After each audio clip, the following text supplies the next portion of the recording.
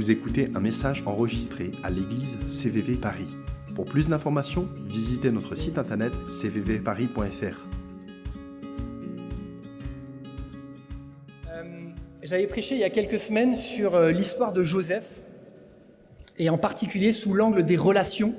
On faisait une série de prédications sur nos valeurs à CVV, et j'étais persuadé que l'histoire de Joseph était une histoire en fait où les relations authentiques étaient mises en avant. C'était une histoire d'une famille brisée et où il y a le pardon et la réconciliation. Et j'aimerais rester dans l'histoire de Joseph, mais prendre un angle un peu différent. Et le titre de ma prédication aujourd'hui, c'est « Quoi faire et ne pas faire quand Dieu te parle ?» D'abord, Dieu parle. Moi, mieux dans ce micro. D'abord, Dieu parle. Amen. Ludo, il a dit, on est une église un peu charismatique. On est complètement charismatique. On croit complètement à ce que Dieu nous parle, à ce que Dieu manifeste sa puissance aujourd'hui. Et l'une des manières dont il fait ça, c'est qu'il nous parle. Dieu parle, il est vivant. On croit dans un Dieu réel. C'est pas juste un truc, une religion mystique, c'est pas une statue, c'est un Dieu vivant, réel, à qui on parle et qui nous parle. Et c'est la réalité de notre vie de chrétien. Dieu nous parle. Tu le crois ? Est-ce que tu désires être en relation avec Dieu et qui te parle ? Je pense qu'il y a certains d'entre nous, on est chrétiens depuis longtemps et peut-être ça fait trop longtemps qu'on n'a pas entendu la voix de Dieu. Ou alors vous passez ici, vous dites « Waouh, apparemment le Dieu il parle aux autres, moi aussi j'ai envie d'entendre sa voix, je ne l'ai jamais entendu. » Dieu veut révéler son amour pour toi. Dieu il veut révéler qui il est pour toi, il veut te montrer des facettes de sa personnalité que tu n'imaginais même pas encore. Dieu il veut te rencontrer personnellement pour que des choses que tu savais intellectuellement deviennent réelles et deviennent des choses que tu embrasses complètement au fond de toi. Dieu veut aussi te parler pour te donner de la direction. Certains sont peut-être dans une phase de vie où vous êtes à un croisement. Il faut savoir s'il faut aller à gauche ou à droite, où il y a même peut-être des options A, B, C, D, et vous avez besoin de la voix de Dieu pour vous aider à choisir. Dieu veut te parler pour te donner de la direction. Dieu veut te parler de qui tu es aussi. Dieu veut parler, tout simplement. Et quand Dieu parle, c'est pas toujours évident. C'est pas nécessairement évident à comprendre quand Dieu nous parle. Ou à capter ce qu'il veut dire vraiment, ou alors à quoi faire une fois qu'il nous a parlé, qu'est-ce que je fais avec ce qu'il m'a dit ? Il y a beaucoup d'entre nous, on a reçu des choses fortes au week-end d'église la semaine dernière. Maintenant, qu'est-ce que j'en fais ? Comment je réponds à la parole de Dieu ? Ève et moi, on avait reçu il y a quelques années qu'on devait en particulier aimer un couple. Le Seigneur, il avait dit qu'on devait être parmi ceux qui œuvraient pour leur bien. C'était la parole qu'on avait reçue. Et donc on s'est dit, allez, c'est parti, on va les aimer. Et en fait, on a été gentils avec eux. Et a posteriori, on s'est dit, en fait, c'est pas comme ça qu'on aurait dû les aimer. C'est pas comme ça que Dieu nous avait demandé de les aimer. Donc Dieu nous avait dit quelque chose, on était persuadés d'avoir entendu sa parole, mais la manière de répondre n'était pas exactement la bonne. On aurait pu encore chercher, Seigneur, comment tu veux qu'on les aime ? Comment tu veux qu'on soit ceux qui les bénissent ? C'est pas toujours évident. Parfois, la confrontation, le questionnement, avec douceur, bien sûr, peuvent être la meilleure preuve d'amour. Mais ça, c'était pour nous. Alors voici le passage d'aujourd'hui dans Joseph. On commence. Le début de Joseph, c'est ça. C'est Joseph eut un songe, un rêve, et il le raconta à ses frères, qui le haïrent encore davantage. Les frères de Joseph n'aimaient pas Joseph parce qu'il avait un statut particulier dans la famille. Jésus, il a eu un rêve, même un deuxième. Il le raconte à ses frères le détestent. Et voici la fin de l'histoire. 22 ans après que Joseph ait eu ses rêves, le Pharaon dit à Joseph, « Je t'établis sur ma maison et tout mon peuple obéira à tes ordres. Le trône seul m'élèvera au-dessus de toi. » Donc on part d'une situation avec une famille cassée où Joseph a juste 2 rêves. Et 22 ans plus tard, avec moult péripéties, on voit Joseph, il est deuxième en Égypte. Il a un statut incroyable et très fort. Mais entre-temps, il y a plein de choses. Joseph, il est vendu en esclavage. Il est mis dans un puits vendu en esclavage. Il est accusé faussement. Il est mis en prison. Il est oublié. Bref, il y a 22 ans qui séparent ces deux versets. Et ce serait tellement de commencer cette prédication en disant « Si vous avez un rêve, tenez-y fermement. Regardez, Joseph, Il a eu un rêve, il a tenu suffisamment fort, il a été fidèle, il a tenu. Et à la fin, waouh, le palais, la richesse, la gloire, Dieu a accompli ce rêve. Ce serait tentant de dire ça.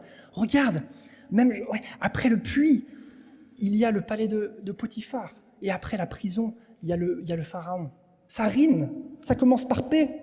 Certainement, le Seigneur veut dire quelque chose. Si tu persévères, si tu crois suffisamment fort à tes rêves, ils finiront par s'accomplir. Non, je vous vendrais un mensonge si je disais ça. On interprète tous trop souvent le mot rêve comme une chose à atteindre, la chose qu'on désire tellement. Je rêve de pouvoir devenir un artiste, je rêve de monter ma propre entreprise, je rêve de prêcher devant des milliers de personnes. On confond souvent nos ambitions personnelles et les rêves que Dieu place dans notre vie. On confond ce qu'on souhaite, nos ambitions, ce qu'on désirerait faire dans notre vie, avec le rêve, ce que Dieu nous dit, en fait, ce que lui dit. Joseph n'a pas, il s'est pas dit, ok, c'est ça que j'espère que mes frères se prosternent devant moi. Non, c'est juste qu'il dormait et Dieu lui a donné un rêve. Dans son sommeil, Dieu lui a parlé. Et je ne voudrais pas mettre de côté le fait de un peu rêver pour Dieu. C'est ok de rêver pour Dieu, avoir des désirs de comment on peut être avec le Seigneur. Mais l'idée, c'est pas de savoir est-ce que ces rêves sont bons ou pas. L'idée, c'est est-ce que ce sont des rêves que Dieu nous donne ou est-ce que juste ce sont les nôtres. Alors, l'histoire de Joseph, c'est pas une success story, comme je viens de vous le dire, où si tu attends suffisamment longtemps, tu verras qu'après la prison, il y a le palais. Non, c'est l'histoire de Dieu. Et déjà, c'est peut-être mon premier point, c'est qu'en fait, Dieu est au centre de cette histoire. Certes, on a Joseph comme protagoniste, mais en fait, Dieu et même Jésus, on le verra, est au centre de cette histoire. En fait, il y a plusieurs tableaux, plusieurs niveaux dans cette histoire. On a l'histoire de Joseph et de sa famille, comment Dieu restaure une relation brisée au sein d'une famille. Mais on a aussi un deuxième niveau de lecture. On a Dieu qui sauve toute une région de la famine, qui sauve le peuple égyptien et le peuple d'Israël. Et on a même un dernier tableau, un très macro, où on a cette histoire qui pointe vers Jésus. Le centre quand Dieu nous parle, quand Dieu parle, ça pointe vers Jésus. C'est pas nous le centre de l'histoire, c'est Jésus le centre. Au centre de ta vie, c'est Jésus. Alors regardons. Dieu a parlé par 2 rêves à Joseph. Le premier, c'était un rêve où il y avait 11 gerbes de blé qui se prosternent devant la gerbe de blé de Joseph. Et le deuxième, il y avait 11 étoiles, la lune et le soleil, qui sont la mère et le père de Joseph, qui se prosternent devant Joseph. Et immédiatement après, Joseph raconte ses rêves à ses frères. Alors, j'aimerais faire du coaching. Si jamais j'avais été là à côté de Joseph, je lui aurais dit la même chose.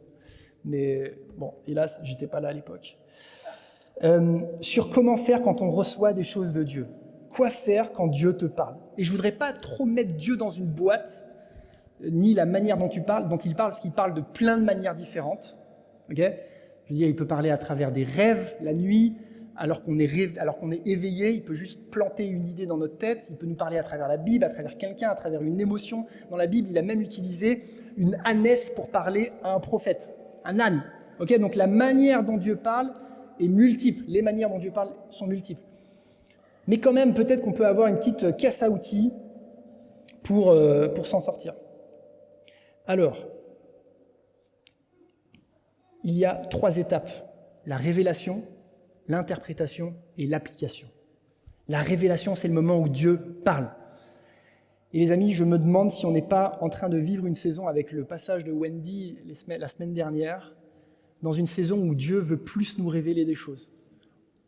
Où en fait, les personnes qui entendent la voix de Dieu, ce ne sont pas juste une certaine catégorie de personnes, les bénis, les responsables ou je ne sais rien, mais que, en fait, nous, tous, en tant que communauté, on entend Dieu. À la fois individuellement, mais à la fois aussi en groupe. J'aimerais bien que nos histoires où Dieu nous a parlé, ce n'est pas des trucs d'il y a 2 ans, mais c'est des trucs d'il y a 2 jours. J'aimerais bien je pense qu'on rentre dans une saison où vraiment, on rentre dans une saison où en fait Dieu va nous parle davantage, tous, chacun d'entre nous en fait. Et on peut avoir vécu ce moment fort avec Wendy, se dire waouh, c'était incroyable, on a hâte qu'elle revienne.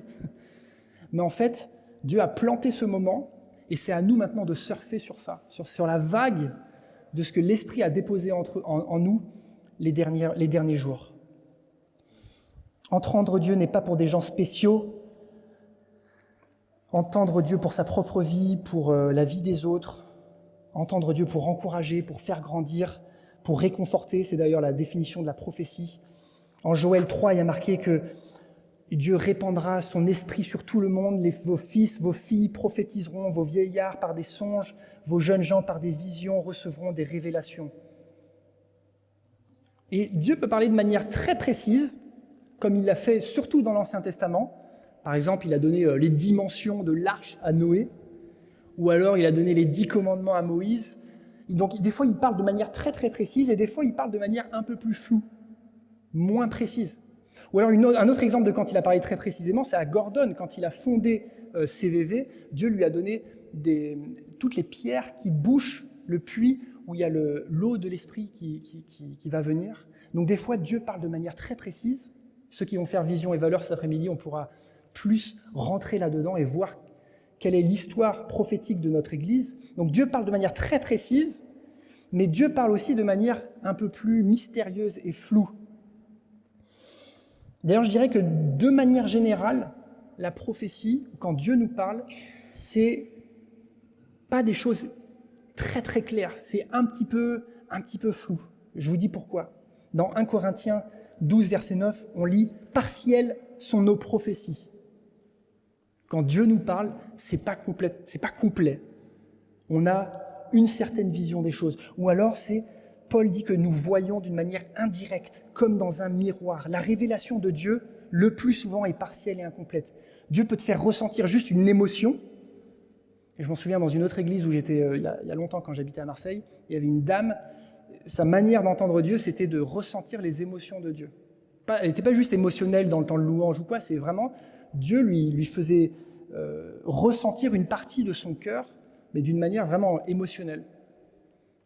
C'est juste une partie. Maintenant, qu'est-ce que je fais avec ça ? Ça, c'est la révélation, c'est l'émotion que cette dame reçoit. Maintenant, qu'est-ce que ça veut dire ? Qu'est-ce que ça veut dire ? C'est pour qui ? C'est pourquoi ? Qu'est-ce que je dois en faire ? Ou alors, une manière dont Dieu fait aussi avec moi, c'est que je reçois juste un mot pour une personne. J'ai vraiment pas plus qu'un mot, et je sais que je dois aller voir la personne, commencer à prier avec ce mot en tête, et alors après, le Seigneur, il me en donne davantage. Je pense qu'une des raisons pour laquelle les prophéties sont partielles, c'est parce que si Dieu il nous donnait tout, l'objectif, le plan détaillé, la timeline, etc., nous, on partirait avec le bagage et on ferait tout sans lui. Alors que vu que parce que ces prophéties sont incomplètes, eh bien, on doit dépendre de Dieu pendant tout le long. Alors, Joseph, lui, il a reçu un rêve qui était partiel, incomplète, une révélation. Voilà. Les gerbes qui se prosternent devant lui, les étoiles, etc. Et une fois qu'on a la révélation, ensuite vient l'interprétation. Qu'est-ce que ça veut dire ? C'est bien parce que la révélation est partielle que l'interprétation est nécessaire. Si tu m'avais dit, donne un rêve à Joseph qui va parler de ce qu'il va faire 22 ans plus tard, personnellement, je lui aurais donné un autre rêve que celui-là. Mais bon, je ne suis pas Dieu, donc Dieu, il fait ce qu'il veut. Mais le rêve de Joseph était, moi, je trouve assez mystérieux par rapport à vraiment la réalisation de ce que Dieu lui demandait de faire plus tard quand il était en Égypte. Donc, il faut une interprétation. Dieu délivre un message brut et il faut l'interpréter. Qu'est-ce que ça veut dire ? Je connais une personne proche de moi qui, Dieu lui donne l'image de porte quand il prie et quand Dieu lui révèle le message brut. La révélation, ce sont des portes. Et après, il y a comme un dialogue qui se crée ensuite entre cette personne et Dieu. Ok, qu'est-ce que ça veut dire ? C'est quoi cette porte ? Quelle forme elle a ? Quelle couleur ? Et puis quand j'ouvre, qu'est-ce qu'il y a derrière ? Ça, on est dans de l'interprétation là. Alors voilà la technique, quand Dieu te parle, tu pèses et tu pries. Tu pèses, tu as le droit d'allumer ton cerveau, te dire est-ce que cette parole fait écho à des choses en moi ? Est-ce qu'elle ne contredit pas la Bible, parce que Dieu ne se contredit pas ? Est-ce que ça fait référence à des choses avec lesquelles je suis en train de vivre en ce moment ? Est-ce que ça m'évoque plutôt un sentiment de paix ? Tu pèses et tu pries. Je pense que Joseph n'a pas beaucoup pesé avant de parler de son rêve à ses frères. Je ne sais pas s'il a beaucoup prié, Mais c'est dès le lendemain, il aura raconté le rêve brut de décoffrage. Et quand vous partagez d'ailleurs une parole à quelqu'un, vous pouvez faire la distinction entre la révélation et l'interprétation. Vous pouvez lui dire, voilà, l'impression que le Seigneur m'a vraiment dit ça, ce mot, ce sentiment, cette porte, que sais-je. Et voilà, peut-être que ça peut vouloir dire ça, parce qu'on peut avoir juste sur la révélation, mais peut-être faux sur l'interprétation. Et c'est la responsabilité à la fois de la personne qui délivre le message que de la personne de recevoir, de peser et de prier. De ne pas prendre les choses juste bouche ouverte. Okay, on est intelligent, on a aussi l'Esprit de Dieu en nous, et on pèse et on prie. Et une fois qu'on a la révélation et l'interprétation, on applique. Que faire maintenant ? Est-ce que je dois en parler à quelqu'un ? Est-ce que je dois obéir, Seigneur ? De quelle manière ? Qu'est-ce que je fais ? Est-ce que tu me demandes d'agir ? Est-ce que tu me demandes de prier ? Parce que c'est une chose d'entendre le message, c'en est une autre de savoir ce qu'on va en faire. Quand Dieu parle, il y a toujours une réponse de notre part. Vraiment, quand Dieu parle, si Dieu t'a dit quelque chose là, les derniers jours, semaines, il y a nécessairement une réponse à avoir de ta part. Je ne parle pas d'un truc un peu genre légaliste ou quoi, il ne faut pas forcément aller nourrir tous les pauvres dans la rue. Peut-être que c'est ça que Dieu te dit, mais le type de réponse peut être varié, mais il y a nécessairement une réponse à avoir quand Dieu te parle. Par exemple, pour moi, c'est récurrent que Dieu se révèle à moi comme étant celui qui est vraiment en charge de tout. Parce que j'ai tendance à penser que je suis en charge. J'ai tendance à penser que les choses, elles tournent parce que moi, je les ai bien préparées. Le Seigneur, souvent, il vient me voir et il me dit « Arrête et sache que je suis Dieu », comme dans Psaume 46. Il dit « Je domine sur les nations ». C'est pas toi qui domines sur les nations. « Je domine sur la terre ». Et là, moi, ma réaction, ma réponse, ça doit être de relâcher. Donc, c'est pas un truc que je vais faire. Je vais pas arrêter j'en sais rien, de faire ce que je suis en train de faire, mais juste ce que Dieu me demande, c'est dans mon cœur, quelque part, je tenais fermement à...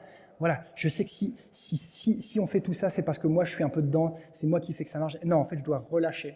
Je relâche et je reconnais dans mon cœur que c'est pas moi qui suis en contrôle, c'est lui qui est en contrôle. Il y a toujours une réponse de notre part quand Dieu parle.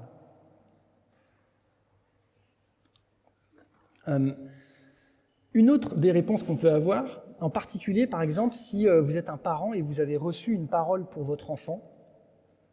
Je m'en souviens non, je m'en souviens pas. Quand j'étais né, donc je m'en souviens pas, mais mon père avait reçu une parole pour moi. Et il m'avait dit, je l'avais gardée sur le feu arrière.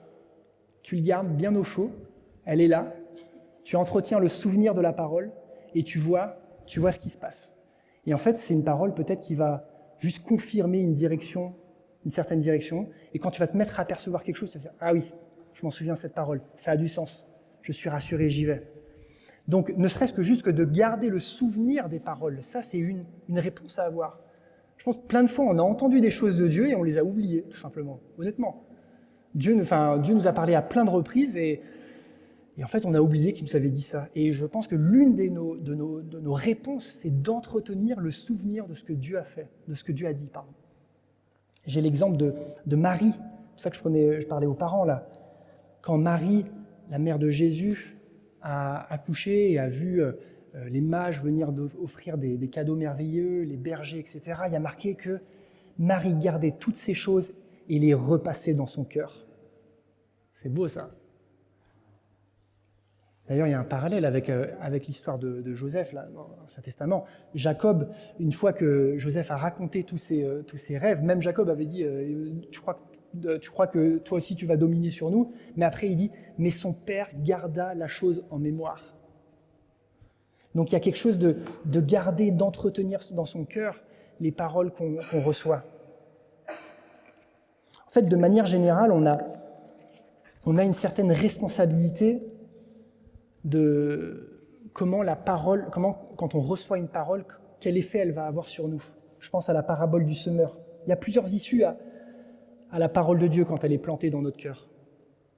D'abord, je veux te dire, sache que le diable, il n'a pas envie, il veut que tu oublies ce week-end d'église, il veut que tu oublies ce que tu as reçu de Dieu.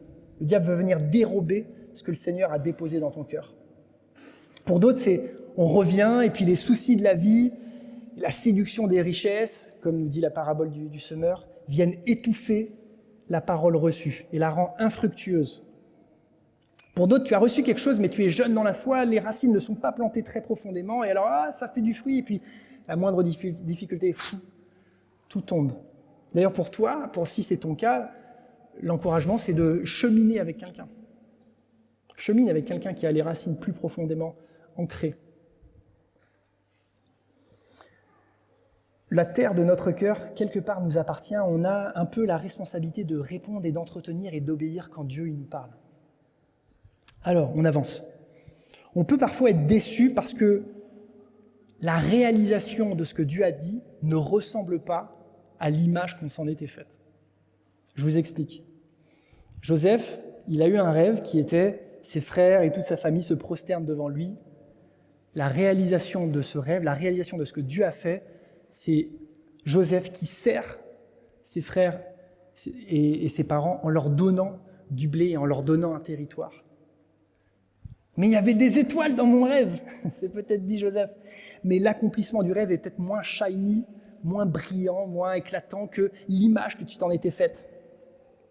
Et alors peut-être que tu tombes un peu dans la désillusion, parce qu'en fait tu es en train de vivre l'accomplissement de la parole de Dieu, mais ça ne ressemble pas à l'image que tu t'en étais faite. Peut-être que l'idée que tu t'étais fait du mariage est bien différente de la réalité. C'est pas ce qu'on m'avait vendu. C'est pas moins bien, c'est juste différent. C'est différent, mais c'est mieux. Ou alors, Dieu t'avait parlé de la paternité ou de la maternité et tu te rends compte qu'avoir les enfants, c'est différent de ce que tu t'étais imaginé. Que en fait, tu as écrit un chèque en blanc à Morphée et les seuls bras que tu vois, c'est les tiens en train de tenir ton enfant à 3h du mat'.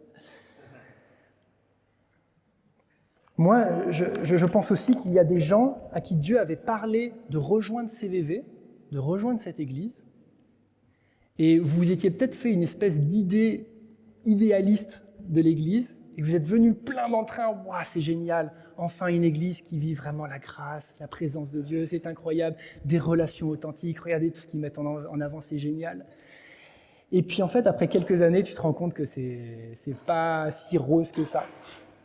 Vous savez, un week-end d'église, c'est suffisamment long pour qu'on passe du bon temps et qu'on commence à voir les défauts des autres, mais suffisamment court pour pas qu'on rentre en conflit avec eux. Au bout de 48 heures, tu commences à capter « Ah ouais, lui en fait, je vois son vieil homme. » Donc parfois Dieu nous parle, on se fait une image de la chose, on idéalise peut-être même un petit peu ce que Dieu nous a dit et on se rend même pas compte, on est en fait dans la réalisation de la parole de Dieu et il y a peut-être un peu de désillusion.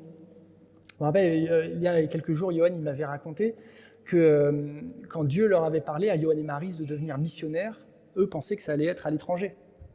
Et en fait, non, c'était à Paris. Et peut-être qu'ils s'étaient fait une certaine image de ce que c'était la mission, et peut-être qu'ils ont dû passer, je ne sais pas, je ne vais pas demander, mais par une phase un petit peu peut-être de deuil, même de dire « Ah, c'est ça que j'espérais, et en fait c'est différent ». Mais on peut faire confiance au Seigneur que là où il nous emmène, c'est la meilleure chose. Tu pensais briller, mais Dieu te demande de donner. Tu pensais être au centre même peut-être, et Dieu te demande de mettre en valeur les autres. C'était le cas pour Joseph. Ici, la meilleure version du rêve est celle que Dieu a pour toi, et pas celle que tu avais imaginée. Et alors pour d'autres, Dieu te dit des choses incroyables. Pensons par exemple à CVV, Dieu a dit des choses merveilleuses pour l'église CVV. Et puis on attend, Seigneur, tu as parlé d'un réveil, mais ta parole ne revient pas sans effet, c'est ça que tu dis. Le Seigneur ne tarde pas dans l'accomplissement de la promesse. Mais Seigneur, tu m'as parlé et je ne vois pas. Et ça tarde, et alors tu tombes dans le renoncement. Certains étaient désillusionnés parce que l'accomplissement de la parole de Dieu ne ressemble pas à ce qu'ils s'étaient imaginé, et d'autres peut-être même renoncent à y croire, ou alors Dieu t'a reparlé et tu dis non, on ne me l'a fait plus. Il m'avait déjà dit un truc, c'est pas venu, là j'y crois plus. Et donc tu renonces.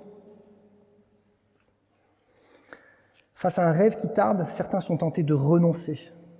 Et pour Joseph, entre le moment où Dieu lui a parlé et l'accomplissement de la parole, il s'est passé 22 ans. Et il y a eu des embûches. Mais les amis, on peut faire confiance au Créateur du temps que son timing pour l'accomplissement de ses promesses est le meilleur. D'ailleurs, À un moment donné, Joseph va voir ses frères, et ses frères disent « Ah, voilà le rêveur ». Et ils essayent au début, ils veulent le tuer, puis en fait, il y en a un qui dit « Non, on va quand même pas le tuer », puis Judas dit « Venez, on le vend en esclavage ». Et en fait, alors même quand les frères voulaient tuer le rêve de Joseph, ils étaient en fait en train de l'accomplir. Parce qu'en le vendant en esclavage, Joseph a atterri chez Potiphar, qui ensuite a atterri en prison, qui ensuite a atterri dans le palais du Pharaon. Et donc parfois on vit des choses, on a l'impression que c'est à l'opposé de ce que Dieu nous a dit. En fait, c'est Dieu qui est en train d'accomplir sa promesse en nous. Pas par un chemin auquel on aurait pensé, mais c'est quand même le cas. Alors il y a une curiosité dans le récit de Joseph que j'aimerais vous partager. Joseph, c'est entre Genèse 37 et Genèse 50, mais il y a un chapitre 38, qui est assez curieux, qui ne parle pas du tout de Joseph, qui parle de Judas, son frère. Et je vous avais encouragé, quand j'avais prêché donc, sur Joseph il y a quelques semaines, à lire le récit de Joseph. Si vous ne l'avez pas fait, faites-le. Franchement, c'est vraiment chouette.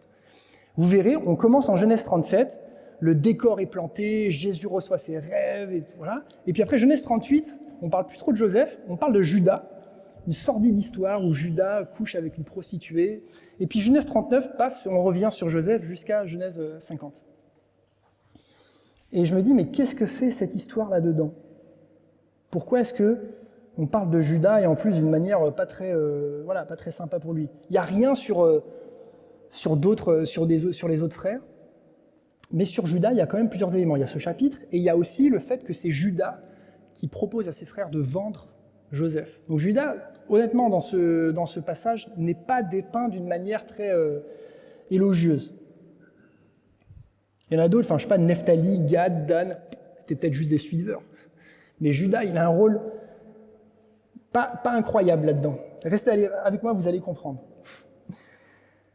Au chapitre 49, à la toute fin, Jacob, il donne une bénédiction à chacun de ses fils. Et écoutez ça, qui a reçu la meilleure des bénédictions ? Parce que toutes les bénédictions qu'il a données ne se valent pas, honnêtement. Vous pouvez regarder. Zabulon, par exemple, c'est « aura sa demeure sur le rivage de la mer ». Il aura sur sa côte un port pour les navires, son territoire s'étendra jusqu'à Sidon. Voilà, Zabulon, on lui promet une baraque en Bretagne. Aser, Joachim, mon fils, je suis en train de prêcher. Aser a une riche nourriture. C'est lui qui fournira des mets dignes d'un roi. Aser, on dit qu'il va super bien cuisiner. Voilà, ça c'est la bénédiction pour Aser. Mais il y en a une autre, c'est un next level. Je ne vous dis pas encore qui c'est. Ô toi, tes frères te rendront hommage. Ta main fera ployer la nuque de tes ennemis, et les fils de ton père se prosterneront devant toi. Ah, les fils de ton père se prosterneront devant toi, comme dans le rêve de Joseph. Est-ce qu'on parle de Joseph ? Attention, je continue. Oui, tu es un jeune lion. Ah, il y en a qui se disent, je commence à voir. Le sceptre ne s'écartera pas de toi, et l'insigne de chef ne sera pas ôté d'entre ses pieds jusqu'à la venue de celui auquel ils appartiennent, et à qui tous les peuples rendront obéissance. Vous voyez, là, il est en train de parler de Jésus, à qui le sceptre appartient et l'insigne de chef appartient. Parce qu'il va venir et tous les peuples lui rendront obéissance. Eh bien, cette bénédiction, cette promesse, elle n'est pas faite à Joseph. Elle est faite à Judas. Et je trouve ça incroyable que la meilleure bénédiction, que Dieu ait choisi de planter un verset qui annonce la venue de Jésus dans cette histoire de Joseph, mais pas en la donnant à travers Joseph, mais en la donnant à travers Judas, qui a l'un des moins bons rôles dans l'histoire de Joseph, celui qui va coucher avec une prostituée, qui vend son frère pour se faire un peu d'argent. Et je pense que ça parle de la grâce de Dieu, déjà. Depuis toujours, Dieu fait grâce et les promesses de Dieu ne sont pas sur la base du mérite. Ce ne sont pas nos réussites ou nos échecs qui détermineront l'accomplissement des paroles de Dieu dans notre vie. Judas est le moins méritant et pourtant il a la meilleure promesse. En fait, j'ai l'impression que Dieu fait exprès déjà en avance de commencer à parler de qui est Jésus, de la grâce, en choisissant la famille de Judas par laquelle Jésus va arriver, et en le disant dans ce passage où Judas a vraiment un mauvais rôle. Vous êtes avec moi ? Ok. Alors, on va terminer. Qu'est-ce qu'on a découvert ou appris aujourd'hui ? Dieu parle d'abord. Alléluia, merci Seigneur, tu es vivant. Tu parles à travers chacun d'entre nous. Tout le monde qui est chrétien, qui a le Saint-Esprit en lui, vous pouvez entendre Dieu. Et c'est notre quotidien. Je pense que Dieu parle beaucoup plus que nous, on l'entend. Si ça fait longtemps qu'on ne l'a pas entendu, c'est pas que Dieu ne nous a pas parlé, c'est peut-être qu'il faut, quelque part, apprendre mieux à l'entendre.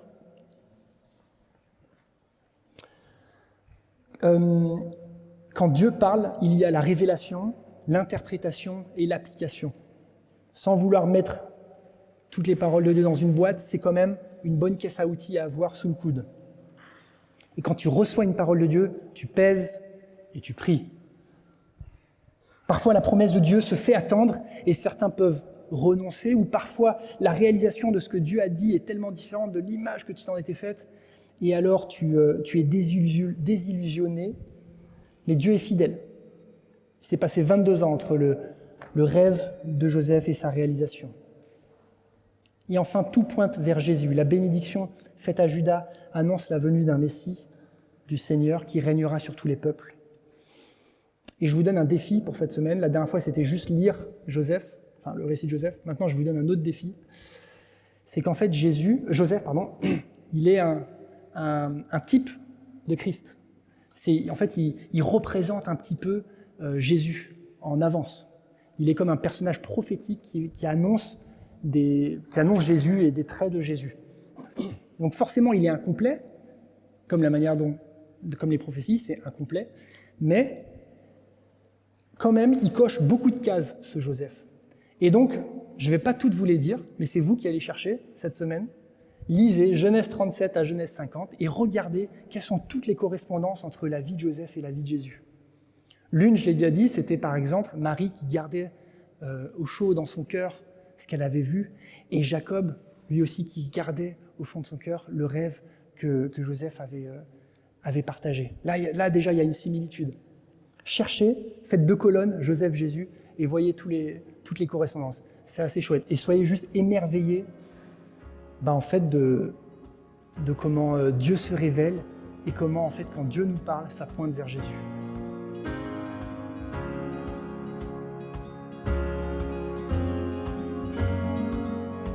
Vous venez d'écouter un message enregistré à CVV Paris. Pour plus d'informations, visitez notre site internet cvvparis.fr.